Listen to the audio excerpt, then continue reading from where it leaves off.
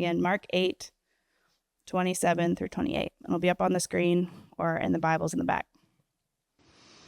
And Jesus went on with his disciples to the villages of Caesarea Philippi.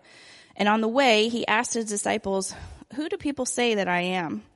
And they told him, "John the Baptist, and others say Elijah, and others one of the prophets." And he asked them, "But who do you say I am?" Peter answered him, "You are the Christ." And he strictly charged them to tell no one about him. And he began to teach them that the Son of Man must suffer many things and be rejected by the elders and the chief priests and the scribes and be killed, and after 3 days rise again. And he said this plainly. And Peter took him aside and began to rebuke him.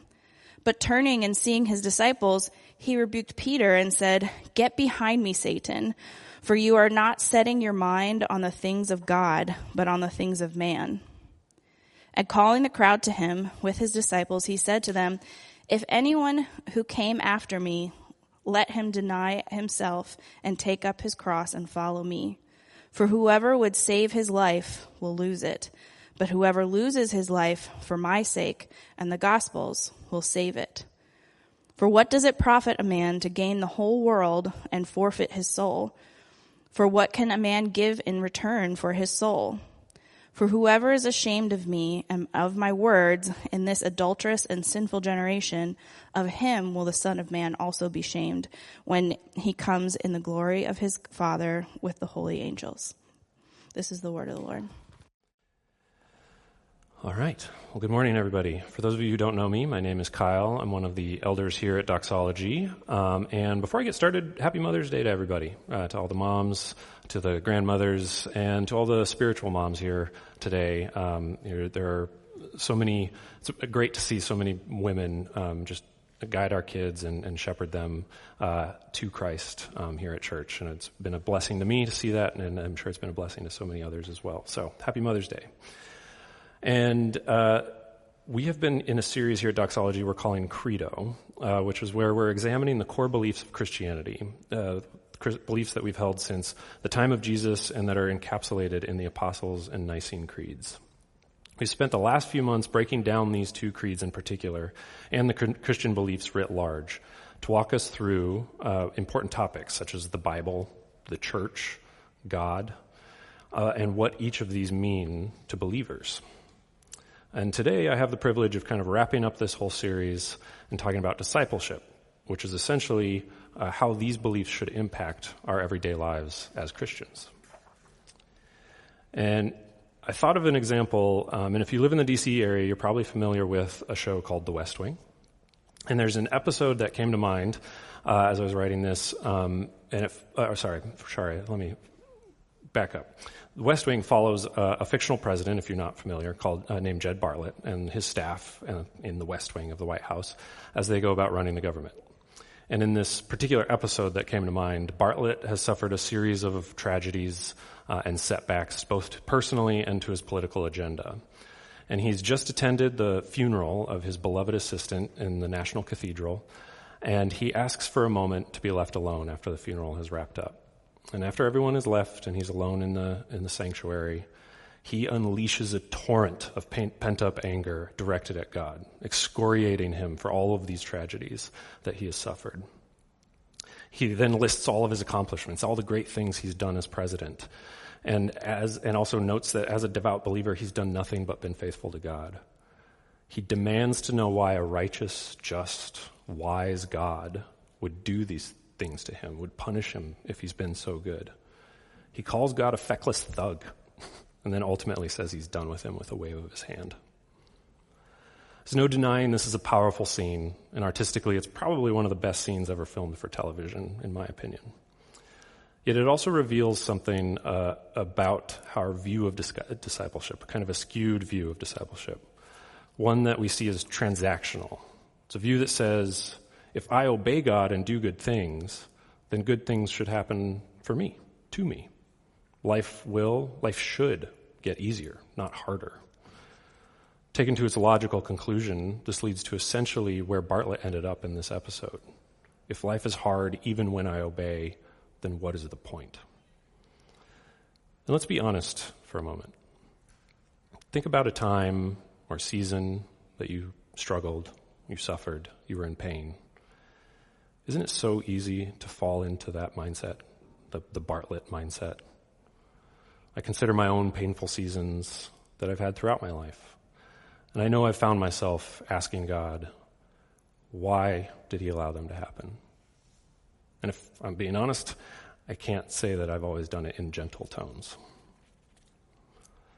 But if we look at what Jesus is saying here in Mark and in many other places, he's not promising an easy life. He's promising a new life, one that is in full relationship with him. So let's look closer at what he's saying about discipleship here. And so here's our outline for today. 1, Jesus' cross. 2, our cross. And then 3, what is the point? So again, Jesus' cross, our cross, and what is the point? So first, Jesus' cross. So the section that we picked up here picks up in Mark as Jesus is in the midst of his ministry. He has recently performed the miracles of feeding the 4,000.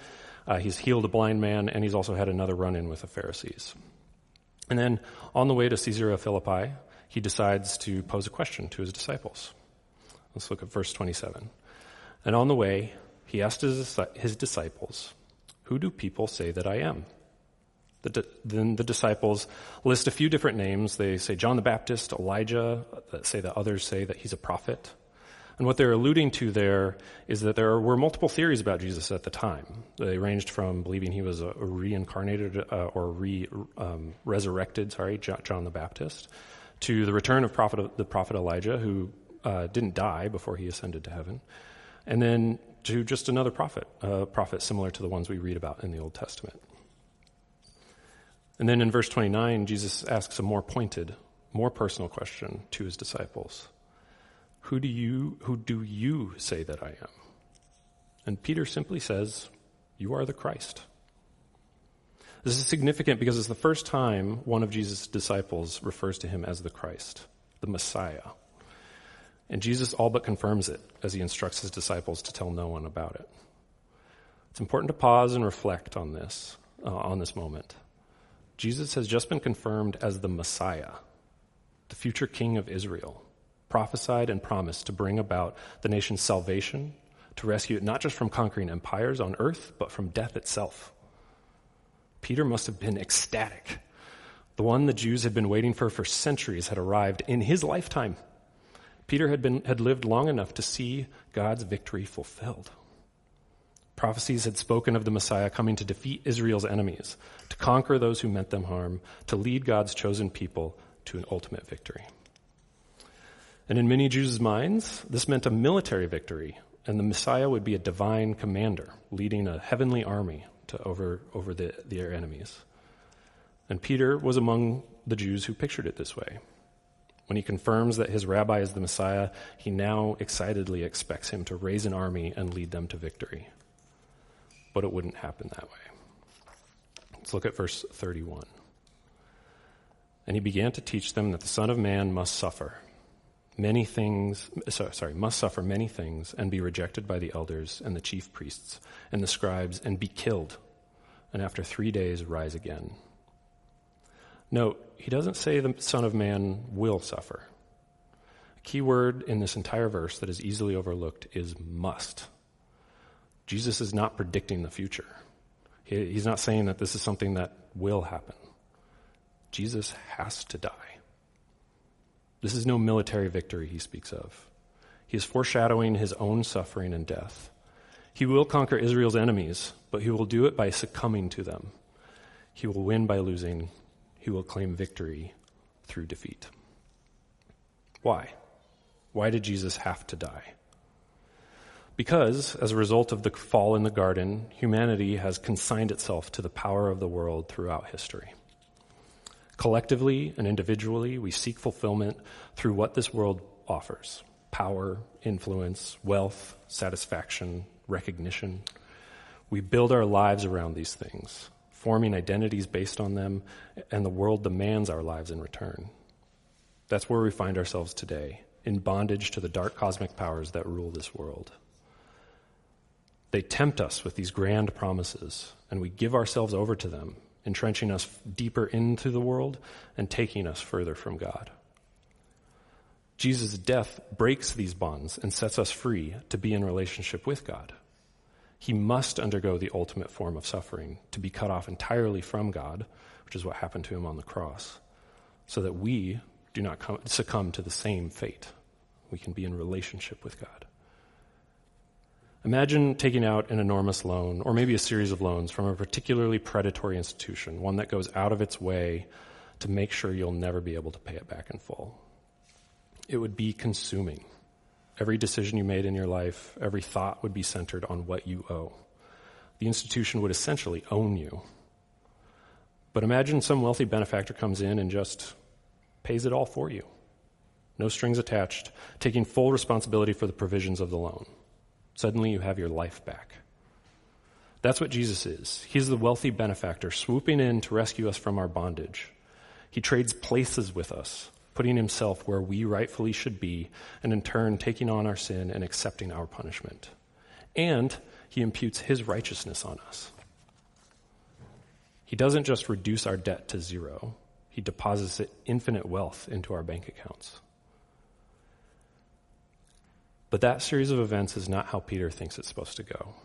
He rebukes Jesus. And the word for rebuke there is the same word that is used when Jesus is rebuking demons. This is an extreme reaction. Peter is not just disagreeing with Jesus. He's telling him, the one he just confessed as the Messiah, that he's wrong. And what does Jesus do? He lumps Peter in with Satan. In verse 32, we see he says to Peter, "Get behind me, Satan, for you are not setting your mind on the things of God, but on the things of man." What he's saying is Peter is stuck in his version of how events are supposed to go, to play out. The Messiah is not supposed to suffer or pay with his life, he thinks. He will conquer. He will declare victory. But that version is a lie. Satan, who wants nothing more than for Jesus to fail, has tricked the world into thinking that military conquest is the only way to true victory. Peter, by rebuking what must happen, is giving power to the dark forces of the world, perpetuating their deceit. That's why Jesus rebukes him so strongly. The Son of Man must suffer. He must die. These are the things of God. This is what he has planned since the garden and before. When Jesus dies on the cross, he frees us from the bonds. When he rises again 3 days later, he welcomes us into a new life with him. Go back to our predatory lender example. This institution would have ultimate power over you while you owe them money. But when the wealthy benefactor comes in and pays it all for you in one fell swoop, the institution loses that power. Sure, they get paid. You may think, well, they took advantage of me and they still get paid? How is that fair? The truth, though, is that they don't want the money, they want you. They want a perpetual cycle that traps you in servitude to them. By trading places with us, Jesus frees us from the perpetual cycle of death here on earth and establishes a new life in relationship with the one who saved us. So what does that mean for us? If Jesus has done that for us, then what do we do with this newfound freedom? Jesus answers that question in verse 34. And calling the crowd to him with his disciples, he said to them, "If anyone would come after me, let him deny himself and take up his cross and follow me." He has just revealed the path that he must follow. Now one that leads to the cross. Now he is revealing how we are meant to follow that path. We are to take up our own cross and deny ourselves. We don't seek to save our lives. We must lose them to Jesus and the gospel. Let's break this down a little further. And I'm borrowing from ideas and concepts from a couple of different pastors, Ray Stedman and Tim Keller. So what does it mean to deny oneself? It does not mean to deny every aspect of yourself. You are made in God's image, after all. And so there's a lot about you that is worthy and that we should affirm. What Jesus is saying is to deny the part of you that resists him as Lord and the way of life he calls you to lead as one redeemed by him. Jesus is referring to releasing ownership of our lives. When we deny ourselves, we We deny our right to run our lives, to be our own gods. The next thing he says is that we must take up our cross and follow him. This is an indication that it will not be easy. Just like Jesus taking up his cross, we must face the reality of pain, of rejection, of suffering in our lives. But when we do, we gain something that the world could never offer. Let's go read further in verses 35 through 37. For whoever would save his life will lose it, but whoever loses his life for my sake and the gospel's will save it. For what does it profit a man to gain the whole world and forfeit his soul? For what can a man give in exchange for his soul? This is one of those verses where the English is not super helpful, because he's using the word life. So is Jesus saying we need to allow ourselves to be killed, that we actually need to die in order to follow him? Not exactly. The Greek word for life here is psyche, which is a word that should probably sound familiar. It's where we get our words for psychology and psychiatry. He's referring to a psychological life, a state of mind, not a physical life. He's saying that we need to adopt a new identity, one focused and devoted to our relationship with him. This does not mean we lose our sense of personal identity or individuality. He's not calling on us to become some sort of hive mind or mindless drones doing his bidding. He is saying that we cannot build our identity on what this world offers. And this world offers so many things. It could be monetary or tangible things. Maybe for you, it could be feeling inadequate or unfulfilled if you are not married or don't have a family. Maybe you feel like you're failing or have failed if you're stuck in your career.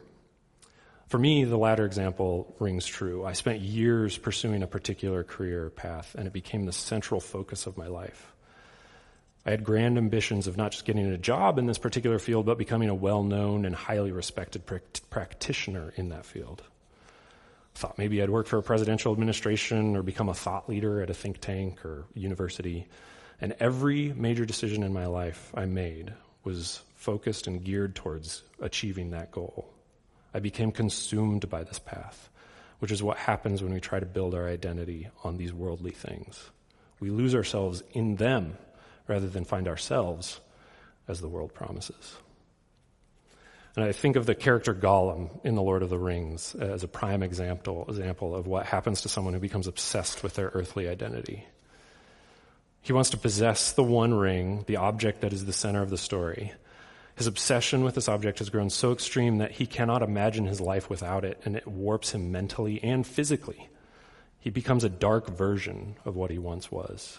He grows thin and sallow. He becomes murderous and evil because his entire focus is on reobtaining the ring.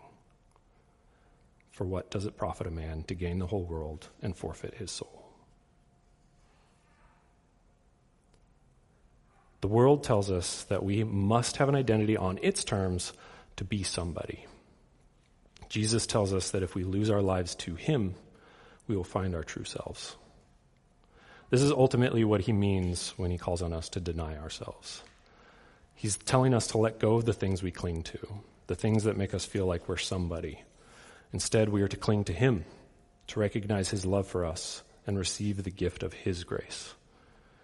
As he died on the cross for us, we are called to die for him.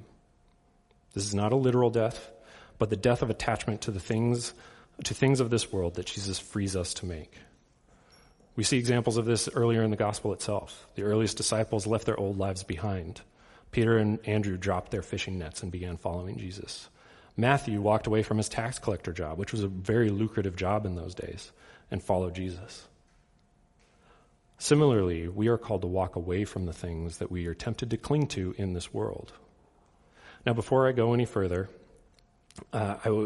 please note that I'm not encouraging you to go into your office tomorrow and quit your job.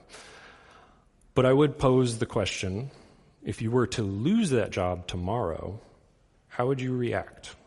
How would you feel? Would your world be shattered? Of course, loss of financial stability is scary. I know that well. But that's not what I mean. What I mean is, would you feel like you lost what made you, you? What about certain relationships in your life, either romantic relationships or dear friendships? If they were taken away from you, Would you feel like the very core of your being had been damaged or even destroyed? These are the things we are called to die to.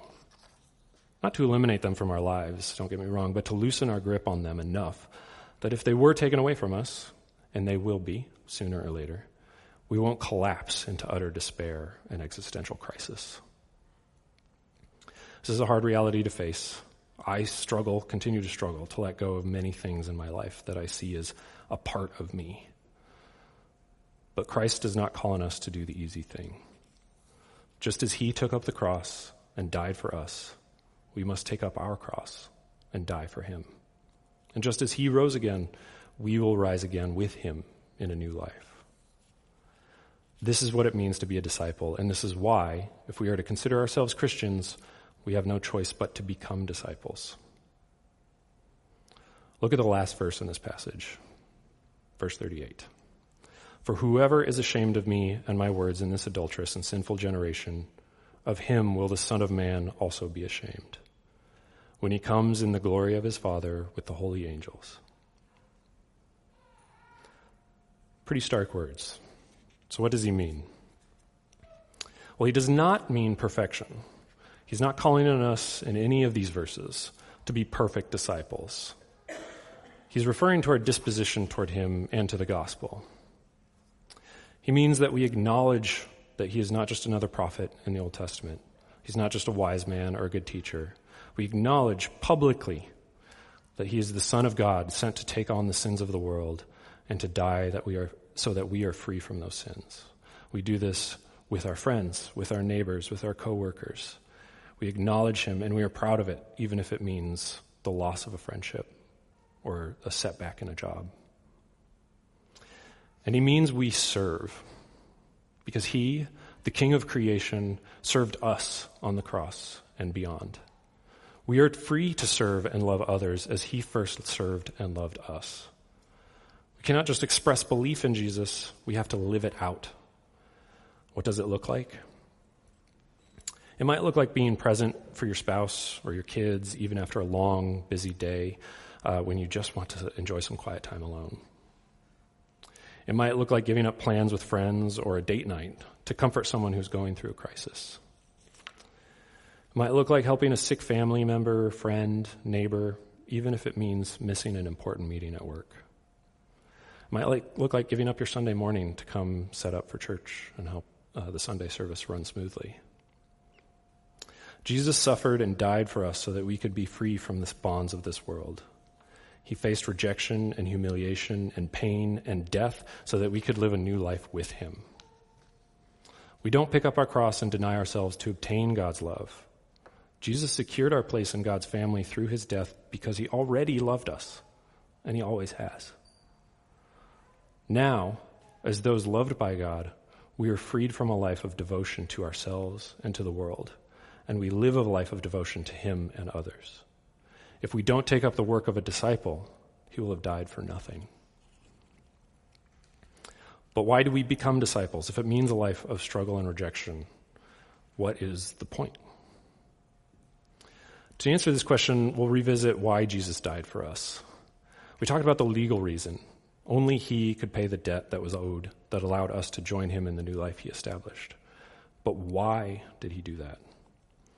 God doesn't need us. In his triune relationship, he has infinite love. There's nothing we can give him that he doesn't already have. So why did he save us? The answer is simple. Because he loves us. Can you think of any other actions that come even close to this kind of love? This is unconditional love.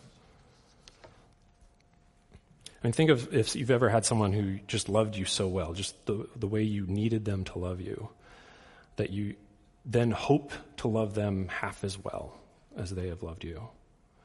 Maybe your parents or a sibling or a close friend. I would imagine it inspires you not just to love them back, but to spread that love, to love others the way that you were loved by them. God the Father loved us so much, he gave his only Son over to sin and death. And Jesus, the Son, loves us so much that he gladly suffered the ultimate loss, the ultimate humiliation, just so we could be redeemed. Discipleship is recognizing that our true king is a king who serves us, a king who gave everything for us. A loving God has sacrificed everything for you. When you take that into consideration, does your job or your money or your reputation really mean that much? We are free to release these things, to lose them, in order to serve the God who loves us and to love others in kind. Dietrich Bonhoeffer called this costly grace.